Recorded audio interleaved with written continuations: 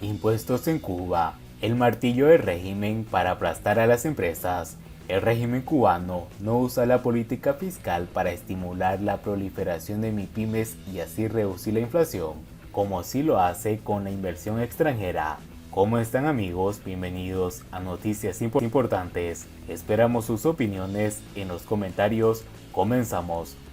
Como los impuestos son parte de los costos de producción, los empresarios tratan de cargárselos a los consumidores en el precio de venta. La capacidad de cada empresario para repercutir sus costos en los precios depende mucho de la elasticidad demanda de su oferta, es decir, de cuánta venta pierda cuando sube el precio. En esa elasticidad demanda es, a su vez, un factor primordial que depende de cuán competitivo sea el mercado. Si el producto se vende en un mercado competitivo, es tomador de precio y hay ofertas que puedan sustituirlo, será muy elástico, con lo que una variación pequeña del precio tendrá consecuencias catastróficas para el volumen de venta. En Cuba no existe libre mercado ni hay competencia, por lo tanto, los empresarios pueden repercutir los impuestos en el precio de sus productos, ya que la única posibilidad para los clientes, dada la ínfima variedad de opciones para cualquier mercancía, es consumir o no consumir. Así, una rebaja impositiva generalizada a las nacientes MIPYMES y a los trabajadores por cuenta propia, TCP, incentivaría una competencia a la baja, disminuyendo así la inflación, pues los empresarios podrían disminuir sus precios sin afectar su margen comercial y vendiendo más barato rotarían más rápidamente sus stocks, lo que redundaría en mayores ganancias netas en cada periodo fiscal y quizás en más reducción de impuestos para el gobierno. Pero antes de pensar si una rebaja impositiva sería conveniente para reducir la inflación cubana, debemos preguntarnos si al nivel impositivo actual hay margen para que el gobierno rebaje los impuestos. Además, debemos averiguar si la carga fiscal vigente realmente tiene impacto dentro de la formación de precios.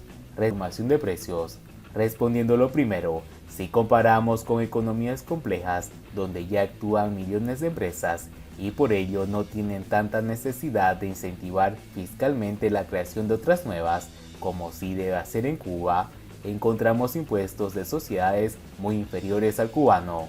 China y España 25%, Estados Unidos 21%, Alemania 15%, Vietnam 20%, Irlanda 12.5%, Hungría 9% y Suiza 8.5%.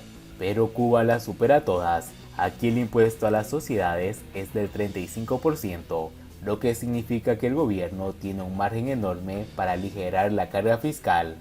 Ahora, para conocer cómo influyen los impuestos en la formación de los precios en el nada competitivo mercado cubano, partamos de una oferta real de refresco instantáneo, Suco, el más popular y cánico existente en la isla, al por mayor, un contenedor en el puerto del Mariel, a un precio de $0.20 por paquetico, esto es 36 pesos cada paquete a un tipo de cambio de $1 por 180 pesos, depreciando los demás gastos para concentrarnos en la incidencia fiscal.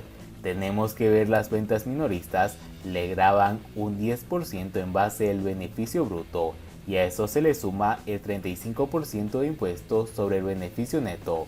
Pero además, la Oficina Nacional de Administración Tributaria, ONAT, contabiliza el dólar a 120 pesos, aun cuando sabe que el empresario debe conseguirlo a sobreprecio en la calle, con lo que por efecto tipo de cambio sufre un impuesto adicional, ya que la oficina tributaria, al calcular la base imponible, asumirá que cada paquete de refresco, en vez de haber costado 36 pesos, costó 24, con lo que la base imponible es pesos por paquete.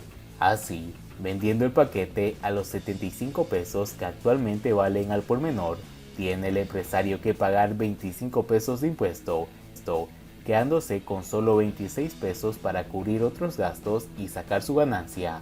El impuesto real, en este ejemplo, con un tipo de cambio cercano a la realidad, es de casi el 50%, con lo que el gobierno, sin correr ningún riesgo ni hacer esfuerzo alguno, gana más que el empresario con esta operación. El empresario de nuestro ejemplo debe vender su mercancía con un margen de casi el 50%, lo que es una barbaridad. solo para cubrir la carga fiscal directa. Hay además otros impuestos y tasas aquí no incluidos, así que se puede afirmar que el régimen fiscal es hoy un elemento de mucho peso en los precios que manejan las MIPYMES y los cuentapropistas.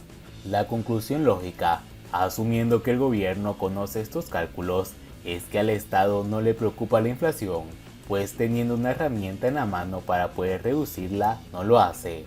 Además, teniendo en cuenta que la recaudación fiscal de MIPYMES y cuentapropistas significa muy poco para las arcas estatales, tal carga impositiva, probablemente la más alta del mundo, existe solo como mecanismo de decantación para separar a MIPYMES y cuentapropistas con gran liquidez, gracias a estar bien enchufadas al poder de la inmensa mayoría de los empresarios privados independientes que chocarán contra ese enorme muro fiscal. En definitiva, el gobierno abrió el camino para que cualquier cubano fundase una pequeña o mediana empresa.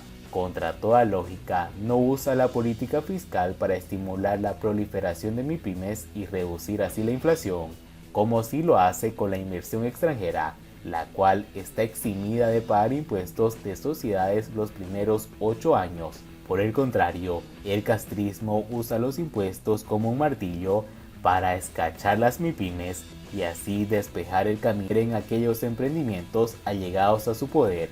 No hay otra interpretación posible. Siguiendo con las noticias, Cuba prorroga por tercera vez la importación de víveres y medicinas sin arancel. El gobierno cubano extendió por tercera vez en menos de 2 años, hasta junio de 2023, la norma que permite a los viajeros que arriben a la isla traer alimentos, útiles de aseo y medicamentos sin límites ni aranceles, informaron el día viernes los medios oficiales. Esta medida es un paliativo que responde a la crisis económica por la que atraviesa el país, agravada desde hace 2 años y que se traduce en escasez, una elevada inflación, la dolarización parcial de la economía. El mercado cambiario compite con el del mercado informal con una tasa mayor a la oficial y largas filas para conseguir víveres. En una nota de prensa, el ministro de Finanzas y Precios justificó la extensión al considerar que persisten las limitaciones en las ofertas de alimentos y otros productos en el mercado nacional como efecto del recrudecimiento del bloqueo económico, comercial y financiero que ejerce la administración estadounidense a nuestro país. El Ejecutivo señala a Estados Unidos y a la crisis económica que trajo consigo la pandemia del COVID-19 como las causas principales. Sin embargo, en su discurso al Parlamento cubano el pasado miércoles, el presidente cubano y títere castrista Miguel Díaz-Canel también agregó otros elementos como la ineficiencia y obstáculos generados por la impericia y errores en la gestión. En su intervención, el mandatario dijo sentir una enorme insatisfacción por no haber sido capaz de conseguir los resultados que necesita el pueblo. Cuba emitió por primera vez las exenciones de importación no comercial de alimentos y medicinas justo después de las protestas antigubernamentales del 11 de julio de 2021, las mayores de la historia, en las que una de las diversas razones que movilizaron a los manifestantes fue el desabastecimiento de productos básicos. Estas medidas también han sido criticadas por solo impactar a los insulares que tienen familiares en el exterior o que cuentan con los recursos suficientes para viajar en avión. Hasta antes de las movilizaciones de 2021, muchos cubanos recurrían a las llamadas mulas que ingresaban en su equipaje con productos de otros países y cobraban una compensación. El Ministerio de Finanzas y Precios emitió una segunda resolución en diciembre de 2021 y extendió la medida hasta el 30 de junio de 2022. En mayo se hizo una segunda prórroga que culminará el 31 de este mes. Y bien amigos, así vamos terminando las noticias importantes del día de hoy. Por favor, nos ayudaría mucho compartiendo las noticias y así poder informar a muchas más personas de la verdadera realidad en Cuba. Patria y vida mis hermanos, nos vemos en el siguiente informe.